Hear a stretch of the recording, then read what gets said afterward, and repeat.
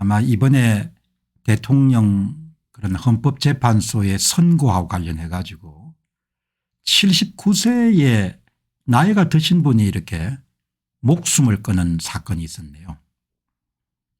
제조업을 하셔가지고 젊은 날 상당히 이렇게 사업 기반도 잡으신 분인데 79세 그러니까 1946년생입니다. 1946년생이니까 6.25 전쟁이 터졌을 때는 이제 아주 한 뭐 6, 7세 정도가 됐었겠네요. 분신을 하신 그런 경우가 발생했는데 이 내용을 제가 오늘 우연히 이렇게 접하게 됐습니다. 이제 집이 서초동이고 1946년생이면은 손자 손녀들이 있을 거고 그리고 젊은 날 제조업을 했으니까 굉장히 돈도 좀 많이 버셨을 거고 근데 아주 특별한 경우가 이분이 함흥에서 내려오셨네요. 1946년생 K씨는 함흥에서 이제 부모를 따라 가지고 38선을 넘은 거죠.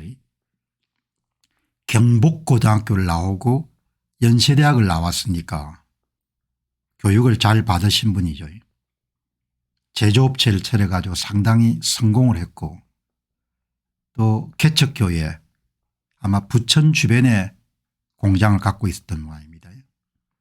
그러니까 이런 분이 이제 목숨을 끊은 그 사건을 제가 찬찬히 들여다봤습니다.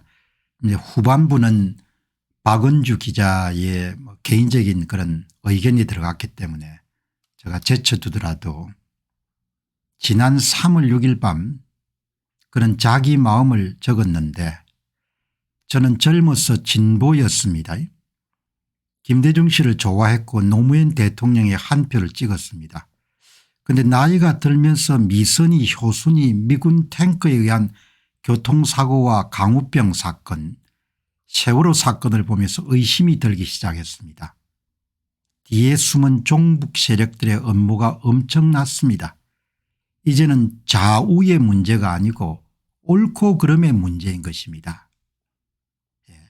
그런 종북 세력 확산과 자유민주주의 신앙의 자유에 대한 걱정으로 이어졌고 선관위에 대한 불만을 적었지만 부정선거론을 맹신하지는 않았고 그 뒤의 이야기는 제가 박은주 이야기 개인적인 기자의 이야기이기 때문에 굳이 소개를 안 하겠습니다. 요즘에 가능하면 제가 국내 문제를 잘 안 다루는데 이 문제를 이제 적혀 있기 때문에 제 이야기의 요지는 이런 이야기를 왜 다뤘을까 왜 이렇게 생명을 끊었을까 그런 이제 생각이 들거든요. 그래서 제가 이제 오늘 이제 도저히 이제 출구가 없었던 거 아닙니까? 이분이 생각하실 때는 도저히 나라 앞날이 이제 안 보이는 겁니다. 그죠? 안 보이니까 이제 이렇게 79세 정도 되면 젊은 사람들이 이런 선택을 하는 것도 아니고 출구가 전혀 안 보이는 거죠. 이제 오늘 조선일보의 사설의 한 부분은 민주당 장난감처럼 되어버린 국회 입법권 이런 기사가 나온 겁니다. 민주당의 장난감처럼 되어버린 국회 입법권. 그리고 결론이 보니까 지금 특정 정치인과 정당이 입법권을 마치 자신들의 장난감인 양 마음대로 휘두르고 있다.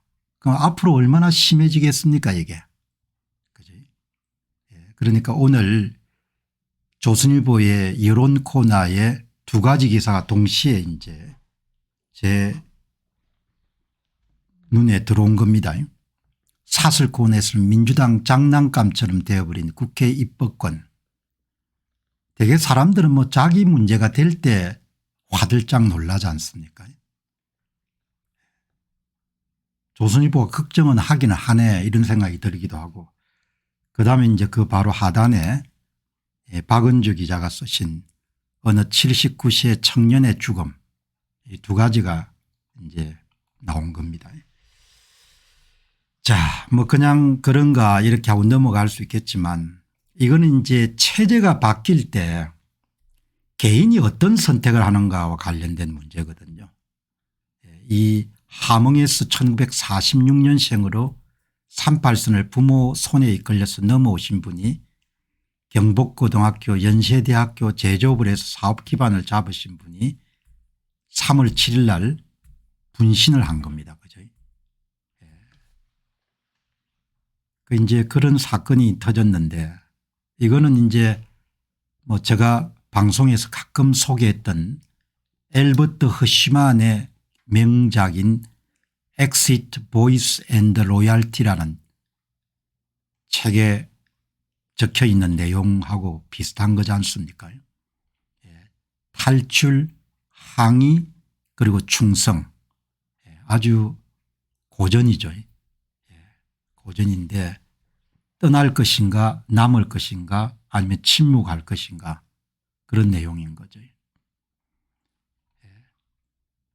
한국 상황은 지금처럼 가게 되면 많이 악화가 안 되겠습니까? 그리고 이제 이번에 헌법재판소 선고에 대해서 뭐 여러 가지 의견이 있겠지만 요즘에 미국에서 많이 사용하고 있는 사법 시스템의 웨퍼나이제이션 무기화 그런 표현으로 쓰면 적합하지 않습니까? 대한민국의 사법부가 정치 권력을 옹호하기 위한 무기화가 돼버린 거지 않습니까? 웨퍼나이제이션, 웨펀이라는 것이 무기니까. 그죠? 뭐 사람은 희망은 갖고 살아가기 때문에 뭐 큰 문제가 없다 이렇게 볼 수 있지만 저는 아주 심각하게 보거든요. 이 문제를. 그러니까 이런 기사들을 웬만하면 제가 다루려고 하지 않지만 되게 시민들이 이제 먹고 사는 일에 바쁘기 때문에 뭐 자기 문제가 되지 않으면 크게 이제 관심을 갖기가 쉽지가 않지 않습니까? 이렇게 이제 지금 돌아가는 겁니다. 그래서 제 머릿속에는 뭐 아는 게 여러분들 죄라고 뭐 자동적으로 이런 문제가 떠오르는 거지 않습니까? 체제가 변혁이 일어날 때 개인이 어떤 선택을 하느냐 이런 문제하고 그게 이제 중첩이 되는 거죠. 이제 선거가 장악된 그런 시대가 열리게 되면은 정의라는 게 없지 않습니까? 그냥 정의라는 것이. 그냥 정의라는 것은 강자의 이익이 되는 거죠.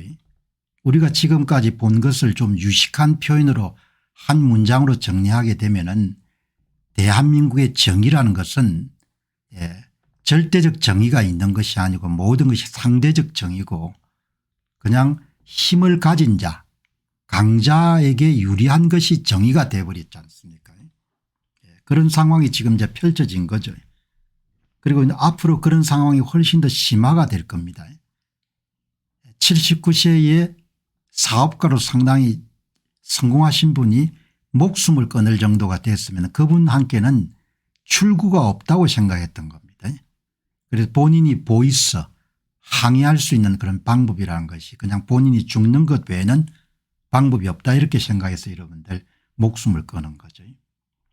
제가 이제 오늘 이 사건을 보면서 떠오르는 것은 두 가지인데 하나는 허시만이 썼던 소위 출구 항의 그리고 침묵이라는 그런 저서가 떠올랐고 다른 하나는 이제 홍콩이 떠오른 겁니다. 홍콩이 완전히 제압당했지 않습니까? 근데 홍콩은 좀 특별한 나라인 게 영국의 통치를 오래 받았고 그다음에 홍콩 시민들이 교육을 아주 비판적 사고 합리적 사고를 교육을 참 잘 받았습니까? 아시아권에서도 손에 꼽을 정도로 학생들 교육이 잘 돼 있는 그런 나라인 거죠. 그런 나라들도 철권 통치나 무력 앞에서는 그냥 아무런 속수무책인 거죠. 그냥 아무 뭐 손이 없는 겁니다. 손을 쓸 수 있는 방법이. 그 정도로 정치 권력이 무력을 동원하게 되면은 뭐 손을 쓸 수 있는 방법이 없는 거죠. 이제 오늘 이 79세의 한 분의 유명을 달리하신 분의 이야기를 듣고 제가 이 한번 닥터 AI한테 물어본 겁니다. 홍콩의 자유화 운동 시위가 무산이 되고 홍콩이 중국 치하에 떨어지자 많은 홍콩인들이 조국을 등지고 떠났습니다. 특히 민주화 시위를 주도했던 인물들의 선택이 개인마다 나누어지게 되는데 남은 사람은 누구이고 떠난 사람은 누굽니까? 그렇게 한번 물어본 겁니다. 홍콩이 너무 안타깝다고 생각하는데 홍콩이 안타까워할 생각은 뭐 별로 할 생각이 없는 겁니다. 왜냐하면 우리 자신이 지금 딱한 상황에 처했기 때문에. 그죠? 사람들은 그렇게 생각하고 싶어 하지 않을 겁니다. 홍콩이 참 안 됐다 이렇게 하지만 홍콩 그래도 한국보다 상황이 더 나을 겁니다. 여기 보시면은 이제 이 사람들이 이 오른쪽에 있는 사람이 차우 2023년도에 이제 몰래 출국을 해가지고 캐나다에 정치적 망명을 신청한 사람이죠. 여기에 이제 세 사람이 아마 학생 3인방 같은데 홍콩의 민주화 운동가 아그네스 차우 캐나다형 평생 돌아가지 않을 것이다. 2023년도 12월 4일 이 차우라는 아가씨인데 만정이 떨어졌겠죠. 홍콩에. 무슨 뭐 미련이 있겠습니까. 자기가 알던 홍콩하고 뭐 다른 완전히 다른 나라가 됐으니까.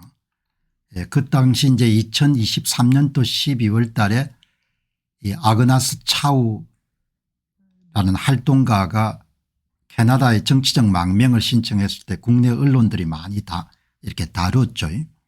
다루고 이제 곧바로 2024년도에 홍콩 당국이 반드시 체포하겠다. 평생 쫓겨다닐 것이다. 홍콩 민주화 운동 아그네스 차우의 수배령을 내있다. 아그네스 차우가 아마 이 조슈아 윙이라는 사람인 것 같은데 이렇게 이제 지금 된 겁니다. 여기 이제 조슈아 윙, 조슈아 웡이네요. 조슈아 웡, 그다음에 아그네스 차우. 이 사람 두 사람이 이제 홍콩의 학생 민주화 운동 3인방에 속하는 거죠. 아그네스 차우가 캐나다 망명 의상을 밝히면서 조슈아 웡, 네이슨 로 등 3인의 학생 가운데 조슈아 웡만 이제 감옥에 남은 거죠.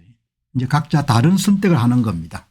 그냥 이 민주화 운동을 주도했던 홍콩의 학생 3인방 가운데 두 사람은 한 사람은 영국으로 한 사람은 캐나다로 그렇게 망명을 가버리고 이제 다른 한 사람은 이제 아주 감옥에 있는 거죠.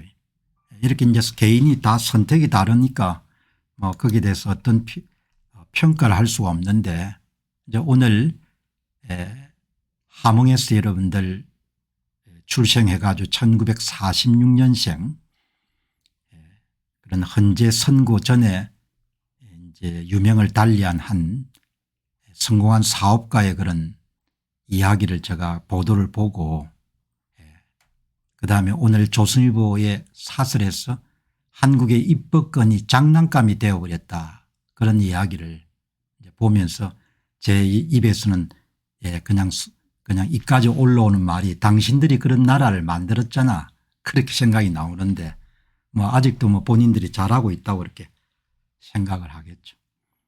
이렇게 이제 해외로 떠난 사람이 아그네스 차우, 네이슨 로, 알렉스 초 세 사람이 이제 떠난 겁니다. 네이슨 로는 영국으로 간 것 같고 아그네스 차우는 캐나다의 정치적 망명을 신청했고 알렉스 초우는 여러분 미국으로 간 거죠. 그리고 이제 국내 남은 사람들은 조슈아 웡 그는 홍콩을 떠나지 않고 아직 여기서 해야 할 역할이 있다면서 남기로 결정했고 뭐 이런 지미라이 에드워드 렁 그러니까 제가 이제 오늘 뭐 특별하게 의도하지는 않았지만 이런 국내 기사 한 나이 드신 분이 돌아가신 것 그리고 오늘 한국의 입법권이 완전히 특정 정치 세력과 특정 정당에 그냥 장난감처럼 되어버린 그 두 가지 기사를 제가 접하면서 제 머릿속에 떠오르는 것은 그냥 홍콩이 그대로 떠오르는 겁니다. 홍경웅이 떠오르고 대개 이런 생활인들은 먹고 사는 일이 뭐 급급하니까 이런저런 뭐 생각을 깊게 할 필요도 없지 않습니까? 이제 본인의 그런 이익에 직접 타격을 주는 일이 발생하게 되면 그때 이제 많은 생각을 하겠죠. 이게 이제 그냥 외면할 수가 없는 그런 내용인 거죠. 체제가 체제가 변할 때 개인이 이제 선택이 어마어마하게 달라지는 거죠. 선택이. 그래서 이제 한국 사회는 그냥 정의가 강자의 이익인 시대가 돼버린 겁니다.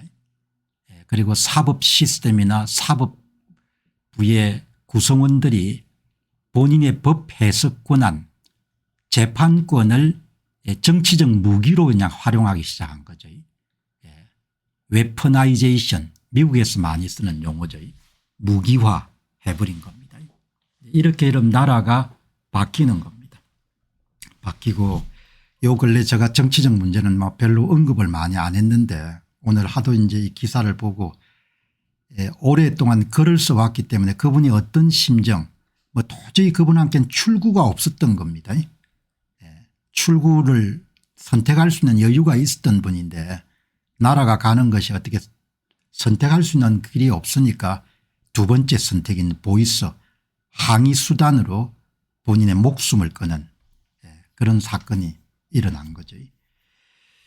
자, 여러분 이제 오늘 이 방송을 이렇게 하다 보니까